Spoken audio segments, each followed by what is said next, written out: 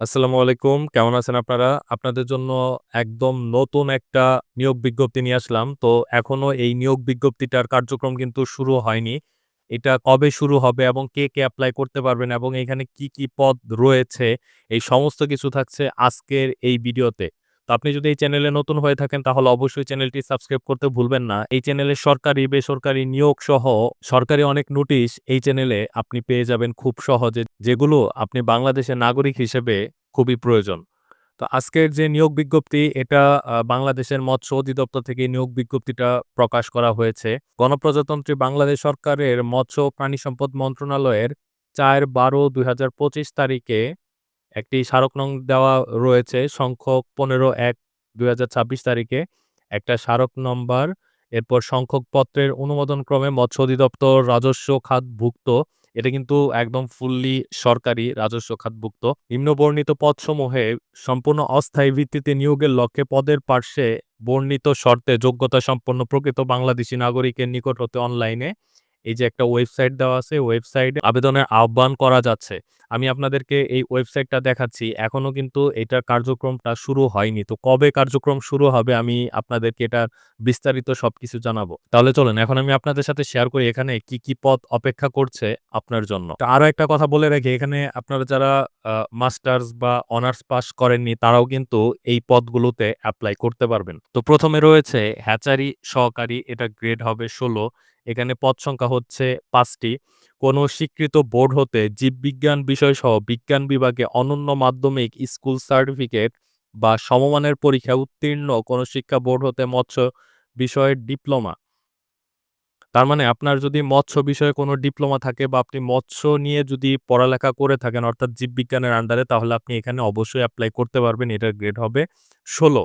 আর এটা হচ্ছে হ্যাচারি সহকারী। এরপর হচ্ছে ভান্ডার রক্ষক। এটার গ্রেড হচ্ছে ১৬। এটার জব ভ্যাকেন্সি হচ্ছে ২ টা। কোনো স্বীকৃত বোর্ড হতে অনন্য ২য় বিভাগে উচ্চ মাধ্যমিক অর্থাৎ এইচএসসি একটা সার্টিফিকেট আপনার থাকতে হবে, যেটায় মিনিমাম 2nd ক্লাস থাকলেই আপনি এখানে এপ্লাই করতে পারবেন। এরপর হচ্ছে ড্রাইভার, যেটার গ্রেড ১৬।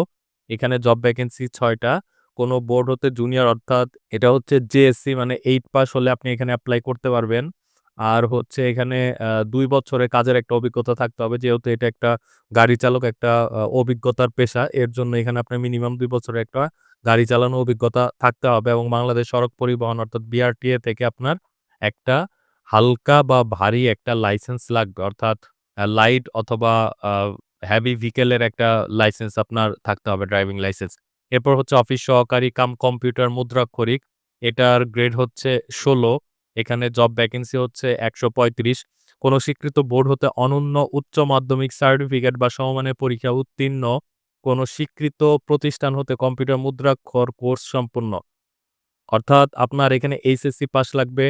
এরপর আপনার কম্পিউটারের একটা সার্টিফিকেট লাগবে। আপনি কম্পিউটার ইউজ করতে পারেন, আপনার কম্পিউটারে টাইপ করতে পারেন, এরকম একটা সার্টিফিকেট লাগবে। এরপর হচ্ছে কম্পিউটারের আপনার ব্যবহারিক পরীক্ষায় যেটা আসবে সেটা হচ্ছে বাংলায় ২০ টা শব্দ টাইপ করতে হবে এবং ইংরেজিতে আপনার ২০ টা শব্দ টাইপ করতে হবে। এটা হচ্ছে প্রতি মিনিটে। তাহলে আপনি এখানে ইজিলি এপ্লাইটা করে ফেলতে পারবেন এবং আপনার ভাইভাতে এই বিষয়টা খুবই হেল্প করবে। এরপর হচ্ছে আ ক্যাশিয়ার, এখানে জব ভ্যাকেন্সি হচ্ছে ৪ টা। কোন স্বীকৃত বোর্ড হতে বাণিজ্য বিভাগে উচ্চ মাধ্যমিক সার্টিফিকেট। তো এখানে যারা কমার্স নিয়ে পড়ালেখা করেছেন, পরবর্তীতে হচ্ছে এখানে যেকোনো স্বীকৃত প্রতিষ্ঠান হতে বেসিক কম্পিউটার অর্থাৎ আপনার কম্পিউটারের যে ৬ মাসের কোর্সগুলো আছে, আপনার সেগুলা একটা সার্টিফিকেট হলেই হবে। কারণ এখানে যেহেতু আপনার কাজ হবে ক্যাশিয়ার, হিসাব-নিকাশ করা। আপনার কম্পিউটারের মাধ্যমে Microsoft অফিসের যে প্রোগ্রামগুলো আছে সেগুলো খুব ভালোভাবে আপনি হ্যান্ডেল করতে পারলেই আপনি ভাইভাতে ইনশাল্লাহ আপনি প্র্যাকটিক্যালে ইনশাল্লাহ টিকে যাবেন। তো এইজন্য হচ্ছে মূলত এগুলা লেখা। তো এরপর হচ্ছে ডেক হ্যান্ড উচ্চ স্কেল। এটার গ্রেড হচ্ছে ১৬। এখানে জব ভ্যাকেন্সি ৬ টা। ইনল্যান্ড মাস্টার বিষয়ে ২য় শ্রেণীর সার্টিফিকেট অফ কম্পিটেন্সি। সংশ্লিষ্ট কাজে ২ বছরের একটা অভিজ্ঞতা এখানে থাকতে হবে। এরপর হচ্ছে অফিস সহায়ক, এটার গ্রেড হচ্ছে একদম শেষ ১২০। এখানে জব ভ্যাকেন্সি হচ্ছে ১২৬। কোন স্বীকৃত বোর্ড হতে মাধ্যমিক স্কুল সার্টিফিকেট বা এসএসসি বা সমমানের অর্থাৎ এসএসসিতে আপনার একটা সার্টিফিকেট থাকলে আপনি এখানে অফিস সহায়ক পদে এপ্লাই করতে পারবেন। এখানে টোটাল হচ্ছে ১২৬ টা জব ভ্যাকেন্সি। এখানে সকল জেলার প্রার্থীরা আবেদন করতে পারবেন। সেই সাথে হচ্ছে ১-২-২০২৬ তারিখে সকল প্রার্থীর বয়সসীমা সর্বোচ্চ হচ্ছে ৩২ এবং সর্বনিম্ন হচ্ছে ১৮ বছর হইতে হবে। তাহলে আপনি এখানে এপ্লাই করতে পারবেন। এরপরে এখানে বেশ কিছু নিয়ম দেওয়া আছে। আপনারা এগুলাও একটু পড়ে নিবেন। এরপর মৌখিক পরীক্ষার সময় নিম্নবর্ণিত কাগজপত্র মূল কপি প্রদর্শন প্রতিটির এটা হচ্ছে মৌখিক পরীক্ষা। আপনি যখন এখানে সাকসেসফুলি টিকবেন তখন আপনার এই কাগজগুলো লাগবে। তখন এগুলো আপনি নিয়ে যাবেন। অনলাইন আবেদন ফর্ম পূরণ সংক্রান্ত এটা হচ্ছে আপনারা এই অ্যাড্রেস থেকে আপনার ফর্মটা পূরণ করবেন। আমি একটু আগে আপনাদের যেটা দেখাইছি, এটা কিন্তু এখনো শুরু হয় নাই।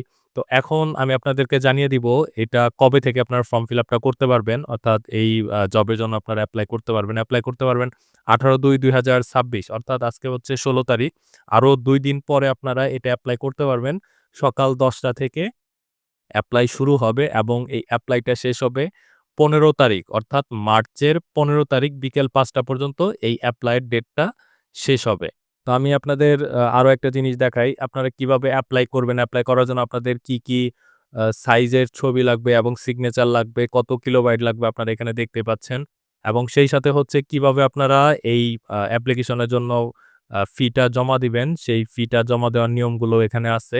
তো আমি আপনাদের সামনে সবকিছুই দেখাইলাম। তো প্রতিটা ভিডিওতে আমি এই বিষয়গুলো নিয়ে ডিটেইলস আলোচনা করি। তো সবগুলো এপ্লাই এর সিস্টেম কিন্তু সেম একই। তো আপনারা এগুলো দেখলে বুঝে যাবেন। এরপরেও যদি কারো কোনো সমস্যা হয় সেটা অবশ্যই কমেন্ট করে জানাতে ভুলবেন না। তো ভিডিওটি যদি ভালো লাগে তাহলে অবশ্যই লাইক দিবেন আর চ্যানেলে নতুন হলে অবশ্যই সাবস্ক্রাইব করবেন। দেখা হয়ে যাবে নতুন আরেকটি ভিডিওতে। সে পর্যন্ত সকলে ভালো থাকুন। আল্লাহ হাফেজ।